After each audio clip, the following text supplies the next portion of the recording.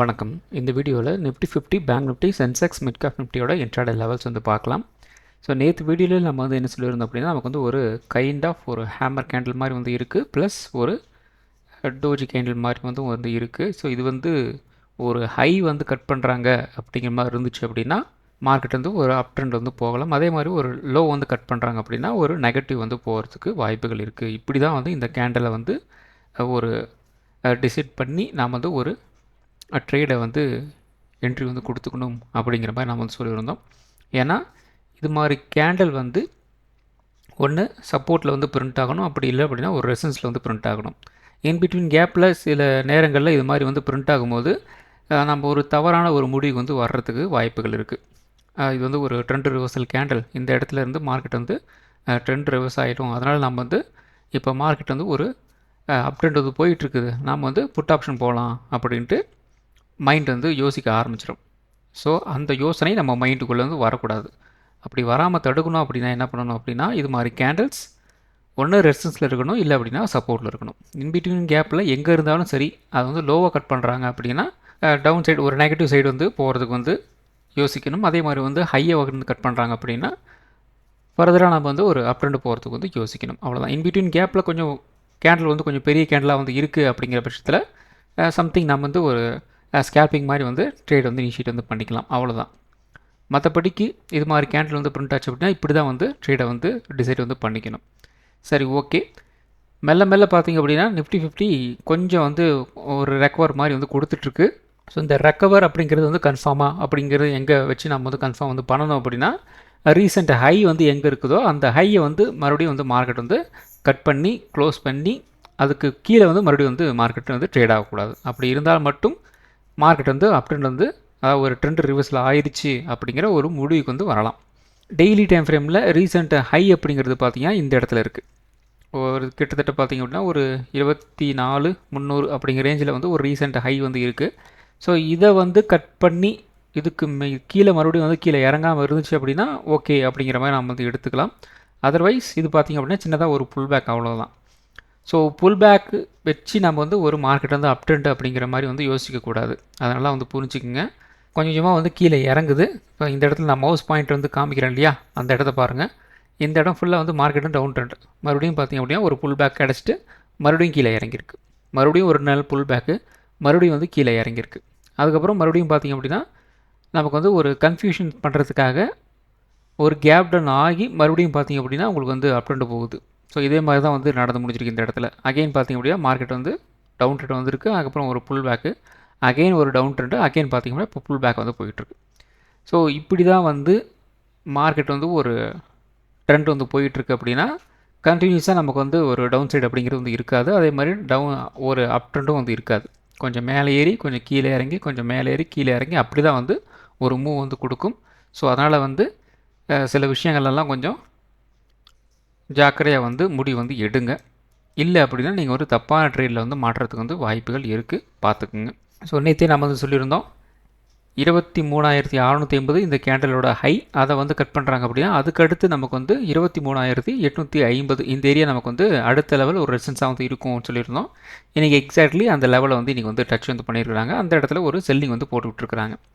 அதுக்கு அடுத்தது 24,000 அப்படிங்கிற ரேஞ்ச் வரைக்கும் வந்து அதுக்கு அடுத்த ஒரு ரெசிஸ்டன்ஸ் இருக்குது. அதை உடச்சாங்க அப்படின்னா ஒரு 24,200 வரைக்கும் ஒரு ரெசிஸ்டன்ஸ் வந்து இருக்குது அப்படி மாதிரி சொல்லியிருந்தோம். அதே மாதிரி சப்போர்ட் வந்து ஒரு 23,350 அப்படிங்கிற ரேஞ்ச் வந்து ஒரு சப்போர்ட்டாக வந்து இருந்தது. ஏன்னா இன்றைக்கி வந்து ஒரு காலையே ஒரு அப் ட்ரெண்ட் அப்படிங்கிற மாதிரி போயிட்டு இருந்ததுனால மறுபடியும் இந்த சப்போர்ட் லெவலில் வந்து ரீசெட் வந்து பண்ணலை. அடுத்தது பார்த்திங்க அப்படின்னா 1 hour டைம் ஃப்ரேம். இந்த 1 hour டைம் ஃப்ரேமில் நமக்கு வந்து ஒரு டவுன் ட்ரெண்ட் வந்து கண்டினியூஸாக வந்து போயிட்டு இருந்தது. அதில் இப்போதைக்கு பார்த்திங்க அப்படின்னா அந்த டவுன் ட்ரெண்ட்லேருந்து உடச்சிட்டு கொஞ்சம் வந்து மேலே வந்து வந்திருக்கிறாங்க. நமக்கு வந்து ஒரு ப்ராப்பரான ஒரு ட்ரெண்ட் அப்படிங்கிறது வந்து அல்லது வந்து ஒரு ட்ரெண்ட் ரிவர்சல் அப்படிங்கிறது வந்து நமக்கு வந்து நம்ம பார்க்கணும் அப்படின்னா இன்னும் கொஞ்சம் மார்க்கெட் வந்து மேலே வந்து போகணும். அப்படி போகும்போது தான் இது வந்து ஒரு ட்ரெண்ட் ரிவர்சல் நமக்கு வந்து கிடச்சிருக்கு இல்லை அப்படின்ட்டு ஒரு முடிவு வந்து வர முடியும். ஸோ அதனால் வந்து கொஞ்சம் ஜாக்கிரதையாக வந்து இருங்க. இப்போதைக்கு இந்த ஒரு டவுன் சைடுக்கு அதுக்கு சின்னதாக ஒரு புல் பேக் அப்படிங்கிற மாதிரி ஒரு ரியாக்ஷன் வந்து இருக்குது, அவ்வளோதான். ஸோ 1 hour டைம் ஃப்ரேம் பொறுத்த வரைக்கும் நமக்கு வந்து ஒரு ரெசன்ஸ் ஏரியா அப்படிங்கிற மாதிரி நம்ம வந்து சப்போர்ட் அப்படிங்கிறது ரெண்டுமே நம்ம சொல்லியிருந்தோம். அதில் இந்த இடம் ஒரு 23,800, 780 இந்த ஏரியா நமக்கு வந்து ஒரு ரெசிஸ்டன்ஸ் ஏரியாவாக வந்து இருக்கும் அப்படின்ட்டு நேற்று வீடியோவில் சொல்லியிருந்தோம். அதே மாதிரி சப்போர்ட் லெவல் பார்த்திங்க அப்படின்னா நமக்கு வந்து ஒரு 23,550லேருந்து ஒரு 23,400 இது லெவலில் வந்து ஒரு சப்போர்ட் லெவலாக வந்து இப்போதைக்கு வந்து இருக்குது. நெக்ஸ்ட்டு பை சான்ஸ் இன்னையோட க்ளோசிங் மேலே மறுபடியும் நாளைக்கு வந்து மார்க்கெட் வந்து ஒரு அப்டெண்ட் போக போகுது அப்படிங்கிற மாதிரி இருந்துச்சு அப்படின்னா அகெயின் 24,000 அப்படிங்கிற ஒரு ஃபுல் நம்பர் வந்து இருக்குது. ஸோ அந்த ஃபுல் நம்பர் எப்படி வந்து ரியாக்ட் பண்ண போகுது அப்படிங்கிறது நம்ம வந்து வெயிட் பண்ணி பார்க்கணும். ஸோ அப்படி அந்த இடத்துல ஏதாவது ஒரு ரிஜெக்ஷன் மாதிரி வந்து பிரிண்ட் ஆயிடுச்சு அப்படின்னா மறுபடியும் வந்து மார்க்கெட் வந்து கீழே இறங்கி ஸோ இந்த இடம் வரைக்கும் வரும் 23,850 ஒரு 23,700 இந்த ரேஞ்ச் வரைக்கும் வந்துட்டு அந்த இடத்துல இருந்து ரியாக்ஷன் வந்து எப்படி இருக்குது அப்படிங்கிறத நம்ம வந்து பார்க்கணும். அப்படி இல்லை அப்படின்னா ஸ்ட்ரைட்டாக நமக்கு வந்து ஒரு நல்ல ஒரு பையிங் ப்ரெஷர் வந்து இருக்குது அப்படிங்கிற பட்சத்தில் ஒரு 24,150லேருந்து ஒரு 24,300 வரைக்கும் ஒரு அப்டெண்ட் போகிறதுக்கு வாய்ப்புகள் இருக்குது. இதெல்லாம் அடுத்த லெவலுக்கு உண்டான ஒரு ரெசன்ஸாக வந்து இருக்குது. பை சான்ஸ் நமக்கு வந்து இன்னையோட ஹையே வந்து நாளைக்கு வந்து கட் பண்ண முடியல அப்படிங்கிற பட்சத்தில் என்ன நடக்கலாம், மறுபடியும் வந்து மார்க்கெட் வந்து ஒரு டவுன் ட்ரெண்ட் வந்து வரலாம். அது down trend in the sense ஒரு கரெக்ஷன். ஸோ அப்படி நான் வந்து சொல்ல வரேன்.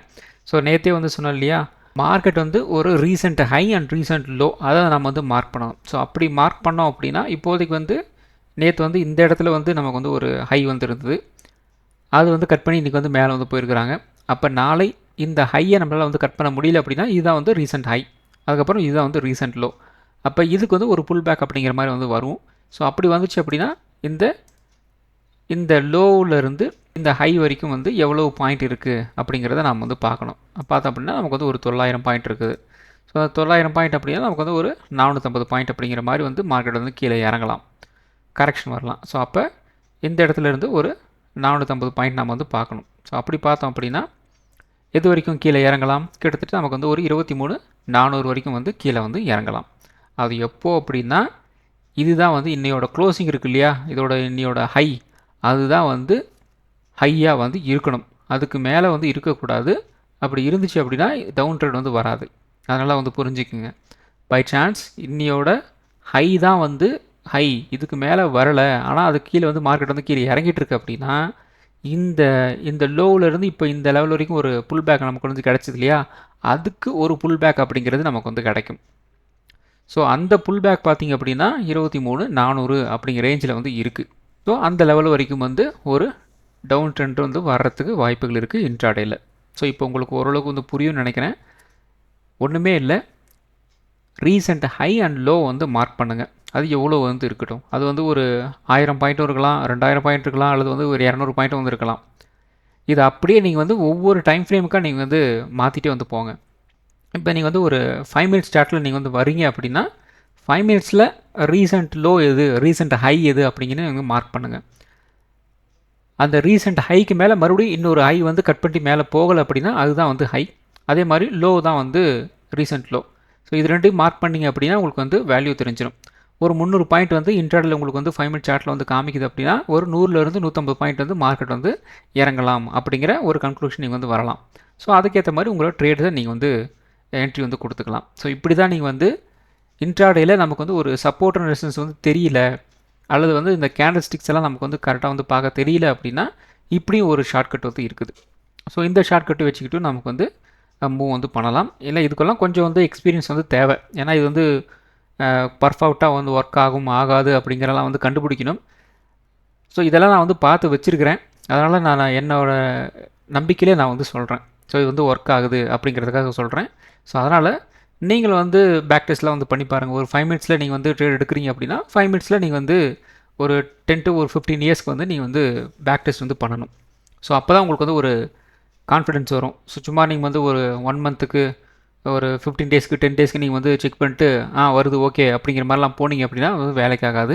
குறைந்தபட்சம் நீங்கள் வந்து ஒரு பேக் டெஸ்ட்டு அப்படின்னு சொல்லிட்டு பண்ணுறீங்க அப்படின்னா உட்காந்து மாங்கன்னு 10 வருஷத்துலேருந்து 15 வருஷம் வந்து நீங்கள் அந்த டேட்டா வச்சுக்கிட்டு 5 மினிட்ஸில் ட்ரேட் எடுக்கிறீங்க அப்படின்னா அந்த 5 மினிட்ஸில் நீங்கள் வந்து அந்த ட்ரேட் இனிஷியேட் பண்ணோம் அப்படின்னா ஒர்க் ஆகுதா இல்லையா அப்படிங்கிற முடிவுக்கு வந்து வரணும்.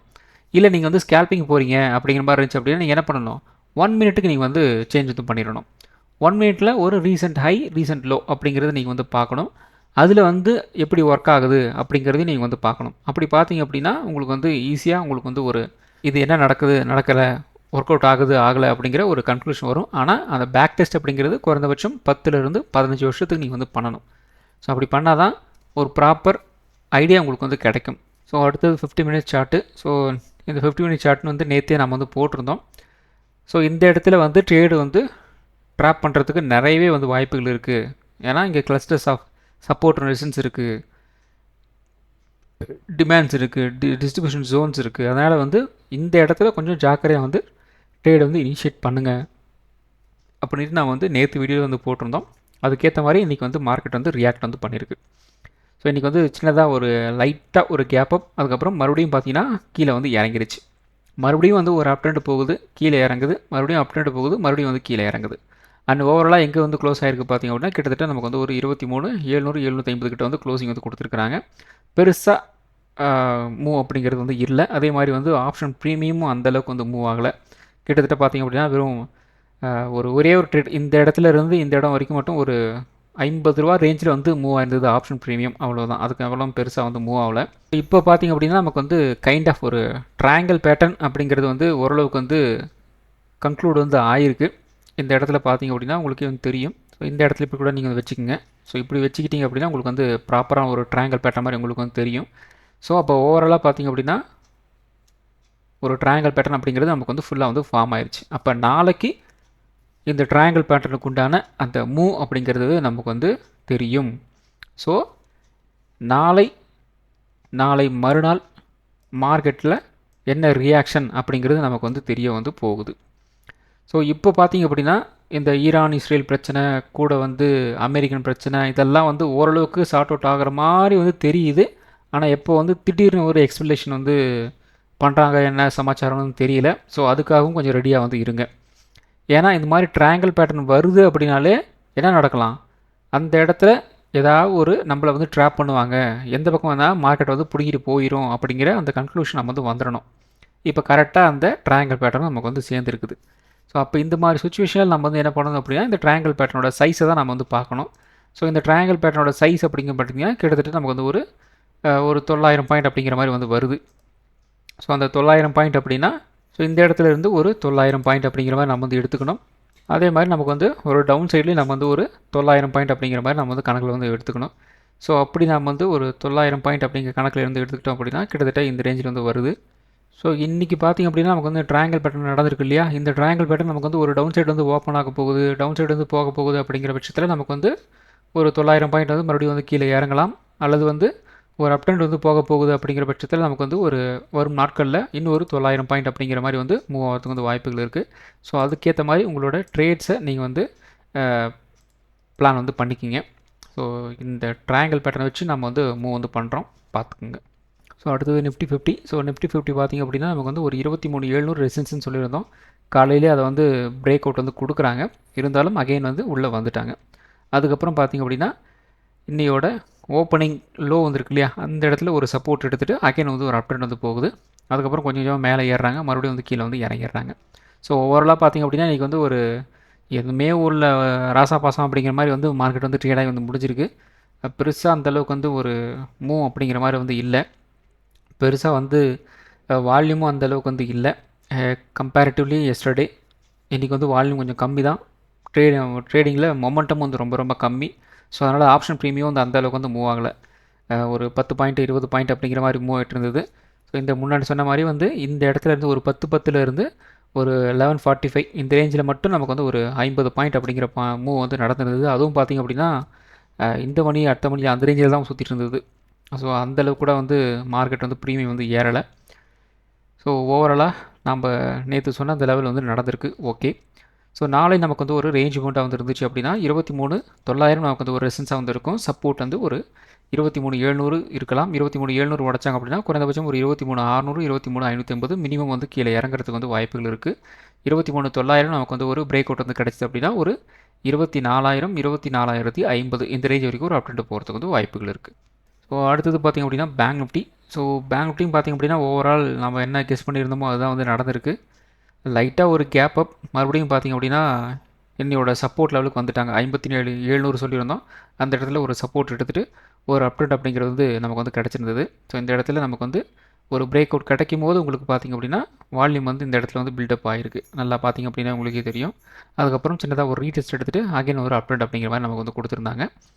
ஸோ 55,200 உடச்சாங்க அப்படின்னா ஒரு 55,500 வரைக்கும் வந்து போகலாம் அப்படின்னு சொல்லியிருந்தோம். அந்த ரேஞ்சுன்னு எங்களுக்கு வந்து நடந்திருக்கு. ஸோ நாளை நமக்கு வந்து ஒரு ரேஞ்ச் பவுண்டாக வந்துருந்துச்சு அப்படின்னா ஒரு 55,600 ரெசிஸ்டன்ஸாக வந்துருக்கும். சப்போர்ட் வந்து 55,100 வந்துருக்கலாம். 55,100 55,000 இந்த ரேஞ்சை வந்து உடைக்கிறாங்க அப்படின்னா குறைந்தபட்சம் ஒரு 54,800 வரைக்கும் மினிமம் வந்து கீழே இறங்கலாம். 55,600 உடைச்சாங்க அப்படின்னா ஒரு 56,000 வரைக்கும் ஒரு அப்டெண்ட் போகிறதுக்கு வந்து வாய்ப்புகள் இருக்குது. ஸோ அடுத்தது சென்செக்ஸ். ஸோ சென்செக்ஸ் வந்து நிஃப்டி மாதிரி தான் வந்து ட்ரேட் ஆகிருக்கு. பெருசாக வந்து சேஞ்சஸ் எல்லாம் வந்து கிடையாது. ஸோ 76,600 உடைச்சாங்க அப்படின்னா குறைந்தபட்சம் ஒரு 77,000 வரைக்கும் வந்து போகலாம் அப்படின்னு சொல்லியிருந்தோம். அந்த லெவலில் வந்து போயிருக்கு, அவ்வளோதான். ஸோ நாளை நமக்கு வந்து ஒரு ரேஞ்ச் பவுண்டாக வந்துருந்துச்சு அப்படின்னா ஒரு 77,000 நமக்கு வந்து ஒரு ரெசிஸ்டன்ஸாக வந்துருக்கும். சப்போர்ட் வந்து ஒரு 76,400 வந்து இருக்கலாம். 76,400 உடைச்சாங்க அப்படின்னா குறைந்தபட்சம் ஒரு 76,000 வரைக்கும் வந்து கீழே இறங்கலாம். 77,000 உடைச்சாங்க அப்படின்னா ஒரு 77,400 வரைக்கும் ஒரு அப்டெண்ட் போகிறதுக்கு வந்து வாய்ப்புகள் இருக்குது. ஸோ அடுத்தது mid cap Nifty. So mid cap Nifty இன்றைக்கி வந்து நல்லாவே வந்து மேலே ஏறி இருக்குது. கொஞ்சம் கேப் அப். ஸோ அந்த இடத்துல இருந்தே நல்ல ஒரு மூவ் தான். ஸோ ஃபஸ்ட்டு கேண்டிலே நமக்கு வந்து பார்த்திங்க அப்படின்னா 12,800 உடச்சிட்டாங்க. 2-3 கேண்டல்லே நமக்கு வந்து ஒரு 12,900 ரேஞ்ச் வந்து போயிட்டாங்க.